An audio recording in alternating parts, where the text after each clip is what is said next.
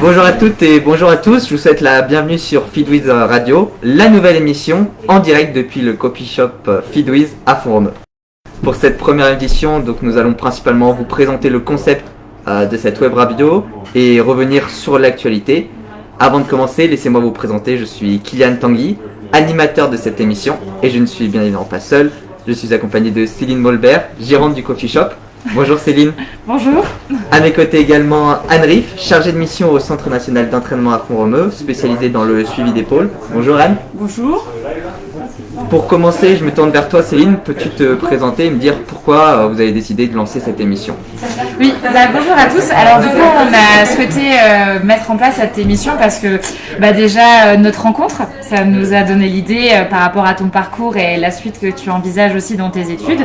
Et puis c'est vrai qu'on s'est dit aujourd'hui pourquoi pas utiliser cet endroit pour mettre en avant Font-Romeu, la station, mais aussi tout ce qui se passe à Font-Romeu parce que c'est vrai qu'il y a plein de choses et pouvoir communiquer, passer du bon temps et voilà, et donc se retrouver tous les vendredis en live et pour parler un peu de plein de sujets divers et en commençant peut-être pourquoi pas par les JO et puis après on continuera. Donc là on est à Feedwiz, votre coffee shop, qu'est-ce que c'est exactement? Alors Feedwiz c'est un petit café, un petit salon de thé qu'on a créé il y a 2 mois avec Adrien Lascou, du coup mon conjoint. Et l'idée de ce café, c'est de pouvoir se rencontrer, s'évader en partageant un petit snacking, des boissons chaudes et voilà, tout est fait maison, très simplement, en toute modestie. Et pour ta part, Anne, tu travailles au CNEA, peux-tu expliquer ce que c'est et dire ce que tu fais exactement là-bas? Donc le CNEA, c'est le CREPS, le centre d'entraînement pour les sportifs de haut niveau ou en cours d'être de haut niveau. Et je coordonne le projet de vie du sportif de haut niveau. On a une centaine d'athlètes qui vivent là à l'année et puis qui s'entraînent une fois, voire 2 fois par jour. La plupart sont internes, on a à peu près 80 internes et puis on a quelques sportifs post-bac. Et donc tu disais, tu es chargé de mission de suivi d'épaule, c'est quoi exactement ta mission? C'est de coordonner les études, l'entraînement, de piloter tout ce qui est politique du ministère des Sports en termes de prévention, d'accompagnement et du suivi du quotidien, de leur vie. D'accord, bon, pour revenir sur cette première édition, j'aimerais que l'on revienne sur les actualités, donc indirectement liées à Font-Romeu, donc tu l'as dit, les Jeux Olympiques. Alors pourquoi indirectement? Font-Romeu c'est une station de ski et c'est aussi une terre de champions, donc on l'a dit, le CNEA. Pour parler rapidement de cette 24e édition, donc ça se tient depuis le 4 février et jusqu'au 20 février. La délégation française est composée de 87 athlètes et après une semaine de compétition, donc elle est actuellement 13e au classement des médailles, donc un titre olympique, celui de Quentin Fillon-Maillet sur l'individuel homme et 5 médailles d'argent, donc 2 en biathlon, une en ski acrobatique avec Tesla 2, Chloé Trespeuch en snowboard et Johan Claré en ski alpin. Mesdames, est-ce qu'il y a un événement qui vous a marqué cette semaine, qui a retenu votre attention? Je ne sais pas qui veut commencer. Moi, pour ma part, c'est la médaille de Quentin Fillon-Maillet parce qu'il était toujours coéquipier avec Martin et qu'il a tenu bon. Ils ont fait des médailles en équipe, mais il méritait aussi d'avoir sa médaille en individuel parce que depuis le début de saison, il monte en force et que cette médaille elle est plus que méritée, quoi. Voilà. Du coup, pour ma part, ce serait plus la compétition de snowboard cross parce que je trouve que c'est une compétition, ils ont une chance d'y aller. Je trouve ça hyper difficile, que ce soit le départ, enfin toute la finalité de la course. Et puis je trouve qu'elle a fait quelque chose de gigantesque. Et puis voilà, puis je soutiens un peu les femmes, donc je trouve ça cool. Voilà. C'est vrai que c'est un peu terrible cette épreuve. On a vu qu'il y avait des chutes, puis la chute est totalement. Et rien n'est fini, même quand on est devant, on peut vite se faire rattraper. Moi, je me suis vraiment sentie très stimulée en regardant ça à la télé. On l'a vu il y a 4 ans, l'américaine qui avait chuté, donc c'est vrai que c'est pas facile. N'hésitez pas dans le chat à nous dire, vous, s'il y a un événement qui vous a marqué ou quoi que ce soit, on pourra en discuter ici. Moi, j'aimerais que l'on revienne sur Perrine Lafont, donc qui vient de l'Ariège, pas loin d'ici. Elle était au lycée d'ailleurs il y a pas longtemps, encore il y a quelques années, elle est encore toute jeune. Une 4e place sur l'épreuve de ski de boss, 0,8 points de la médaille, c'est terrible. Est-ce que Anne, c'est une athlète que tu as suivie quand elle était issue au... Quand elle était au lycée comme élève, j'étais encore entraîneur du pôle natation, donc je l'ai côtoyée en tant qu'athlète et en tant que sportive d'un autre pôle. mais je ne l'ai pas accompagnée. Mais par contre, il y a beaucoup d'enseignants qui l'avaient bien accompagnée pour qu'elle ait son bac, qui à la fin de la saison de ski ont mis en place du tutorat. Il y a vraiment une équipe solidaire pour l'accompagner sur le rattrapage des cours et ce qui lui a permis d'avoir son bac assez facilement quand même. Donc c'est bien, c'est un peu tout est mis en place ici sur Font Romeu pour pouvoir avoir ce double parcours. C'est important. Ouais. Est-ce que c'est important ce double parcours justement pour les athlètes? Tout à fait, parce qu'on sait qu'une carrière sportive c'est assez court et que selon les sports et les disciplines, on ne va pas gagner sa vie dans son sport, même si certaines disciplines sont un peu plus médiatisées que d'autres.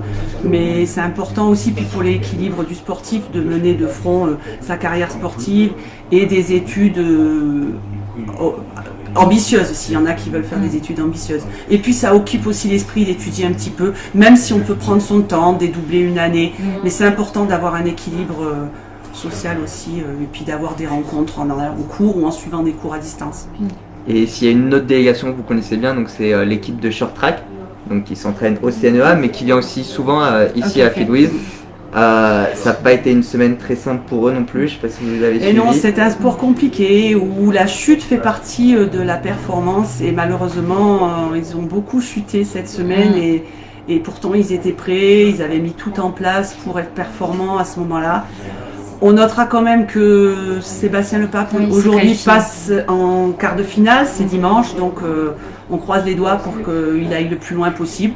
Il y a quand même la belle perf aussi de Quentin Fercoq qui était dans un quart de finale très relevé, il finit 3e, il ne démérite pas.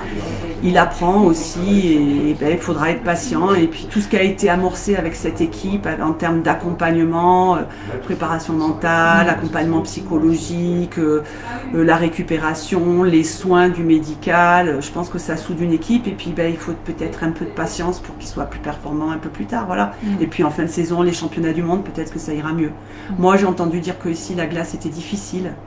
Donc il y a beaucoup de paramètres qui font que on reste sur notre fin par rapport à cette équipe de short track, mais ils ont bien bossé quand même. Il y a la blessure aussi chez les filles qui fait qu'il n'y a pas de, relais féminin. La blessure d'Aurélie Monvoisin qui était prête et qui était vraiment au sommet de sa forme quand c'est arrivé. Elle était en finale du 500 mètres, je crois, en Coupe du Monde. Oui, il y a beaucoup de petites choses qui sont enchaînées, comme la blessure aussi de Tristan Navarro qui est remis sur pattes. Mais finalement qui ne permet pas de qualifier le relais quand même. Bon, après c'est pas fini non plus, il y a encore d'autres épreuves dans la semaine. Il y a pour le 1500 aussi. Il y a le 1500 pour les garçons, pour les filles aussi, avec Tiffany Marchand et Gwendoline Daudet. On les attend, on espère peut-être une bonne surprise. D'ailleurs on aimerait faire un épisode avec spécial retour de Pékin avec eux dans quelques semaines. On vous tient au courant. Pour terminer sur cette rubrique sur les actualités donc des sports d'hiver, j'aimerais revenir sur une dernière information. Donc en ski alpinisme, donc discipline qui n'est pas encore aux Jeux Olympiques, mais qui sera dans 4 ans à Cortina d'Ampezzo en Italie. Donc ce sont actuellement les championnats d'Europe. Et Louise Rigaud, donc licenciée à Altissime Font Romeu, après une belle médaille d'argent sur le sprint. C'est plutôt de bon augure pour dans 4 ans et ça montre tout le potentiel de Font Romeu. Même question pour toi, Anne, est-ce que c'est une athlète que tu connais? Alors je ne la connais pas, mais je sais que le club d'Altissime fait un excellent travail de formation avec sa section sportive, avec des éducateurs bénévoles aussi, et qui a un bel encadrement et qu'ils sont en train de monter en puissance et qui a le projet, donc c'est un scoop, un projet de pôle espoir ski alpinisme qui serait unique dans les Pyrénées. Il n'y en a pas en France et tout ce travail de fond fait aussi qu'il va y avoir un beau partenariat avec le CREPS une fois de plus et une belle montée en puissance donc dans ce sport. C'est peut-être une bonne idée de mettre ça en place ici, c'est bien d'avoir une athlète parce qu'aux Jeux Olympiques on a pu voir que la plupart de la délégation française ils venaient beaucoup de la Savoie. Ils étaient quand même peu des Pyrénées, voire quasiment personne, donc à part l'équipe de short track qui s'entraîne ici. C'est vrai que c'est un peu dommage. On a un beau terrain de jeu pour le ski alpinisme ici. On a un beau territoire avec différents niveaux de difficulté, avec la concurrence avec l'Andorre et l'Espagne qui fait progresser tout le groupe. Parce que les Espagnols sont très friands de ski alpinisme. Et je pense que ça fait une réelle émulation au niveau des jeunes, de nos jeunes. Mais c'est bien, on pourra peut-être en parler dans d'autres émissions, mais il y a aussi le projet des Jeux Olympiques de 2036 avec Barcelone et Andorre. Est-ce que ça peut être aussi... alors, rien n'est encore fixé, rien n'est encore fixé, mais on voit que... J'ai lu beaucoup d'articles de gens qui n'avaient pas envie, alors je sais pas, je suis partagée, mais pourquoi pas. Ça pourrait mettre en avant... C'est sûr que le territoire s'y prêterait. En tout cas, de le faire en montagne, c'est vrai que ça, c'est déjà un plus. Quoi. Ça, c'est sûr. Évitons de rapporter trop de neige. Bon, je vous propose de maintenant passer à une autre rubrique avec les animations de Font-Romeu. Pour cela, on devait accueillir donc Ludovic Aristide et Victor Ginez de l'Office de tourisme de Font-Romeu, mais leur animation a pris du retard, donc je vais donc leur prendre leur place. Donc dès dimanche, il y aura le Ladies and Gentlemen Night Tour à partir de 14h jusqu'à 21h. Le lundi 14 et le mercredi 16 février, vous retrouverez un marché local au pied des pistes de Bolquière Pyrénées 2000. Lundi après-midi, il y aura un concours de luge au Col d'El Palme. Le lundi soir, un match de hockey entre les Ours de Cap-Cyr et les Élans de Sardagne, donc c'est à 20h, à la patinoire Philippe Candeloro, là où s'entraîne l'équipe de France de short track. Ouais. Exactement. Mercredi soir, il y aura une descente au flambeau, 19h30 à Bolquière Pyrénées 2000. Et jeudi, il y aura une animation Zumba à l'esplanade en face donc, de l'Office du tourisme. Donc voilà, le programme est ici, vous le retrouverez à l'Office du tourisme de Font-Romeu, puis vous pouvez vous rendre là-bas pour poser toutes vos questions, ils vous répondront. Aude, Céline, est-ce que vous, il y a une animation qui vous a intéressé ou on pourrait peut-être vous retrouver sur place Nous, c'est sûr que vous nous retrouverez mercredi parce qu'il y a la piste de ski nordique qui est illuminée de 19h à 22h. Et on va se restaurer du coup au refuge de la Calme avec Andréou et toute son équipe. Donc on y sera, toute l'équipe Fidwiz.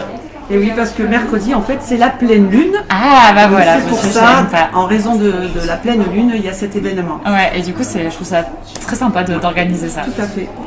Bon, cela dit, je vous propose de passer au quiz. On vous l'avait dit, il y aura des quiz, des petits cadeaux à gagner, des petits lots. Sûrement le moment que vous attendez tous dans le chat. La question, la voici. De combien d'athlètes est composée la délégation française? Donc j'imagine que vous avez la réponse, on va pas donner, mais... Tu l'as pas dit Ouais, je si, pense. on l'a dit à 2 reprises. Donc là, on verra dans le chat pour voir qui aura remporté le lot et on vous enverra un message privé directement. Avant de se quitter, est-ce qu'il y a un dernier mot que vous aimeriez rajouter Merci de votre présence et de la motivation parce que c'est vrai que on se posait un peu la question de ce lancement et au final, je pense que c'est un bien pour tous de créer ce genre de moment pour se retrouver et parler de la station de Font-Romeu. Donc oui, merci de votre temps et j'espère que d'autres personnes répondront pour qu'on puisse continuer et mettre en avant. Et puis si vous avez envie de participer, n'hésitez pas à nous écrire. Vous allez aussi diffuser la suite des JO, vous le faites depuis déjà? Oui, alors les JO seront diffusés jusqu'au 20 et puis aussi d'autres rencontres sportives, que ce soit le tournoi destination, là en ce moment ici les qualifications basketball donc féminine et puis il y aura masculine qui seront à partir du 24 février si je dis pas de bêtises. Mais voilà, en tout cas l'idée c'est qu'aujourd'hui si vous avez envie de regarder une rencontre sportive ou autre, n'hésitez pas à venir ici. Pour tous se retrouver entre sportifs et pour Voilà. toi Anne Bravo pour cette initiative et ce moment de partage et puis venez vous restaurer aussi au Fidwiz puisque moi j'ai testé sur les conseils de ma fille, c'est un lieu très jeune, très sympa et ça donne envie de revenir. Voilà. C'est gentil. Bon, en tout cas, merci d'être venu. Je vous remercie à tous. Fidwiz Radio c'est terminé pour aujourd'hui, c'était un épisode un peu plus court, un peu une introduction pour vous présenter. Je vous invite à nous dire ce que vous en avez pensé, ce que l'on pourrait améliorer, ce que vous auriez aimé voir. On se donne rendez-vous dans 2 semaines, dans 2 semaines, dès la semaine prochaine, Prochain, même jour, même heure pour la deuxième émission avec cette fois-ci de nouveaux invités et de nouveaux sujets. Il y aura plein de surprises. Bonne soirée à tous. Au revoir. Au revoir.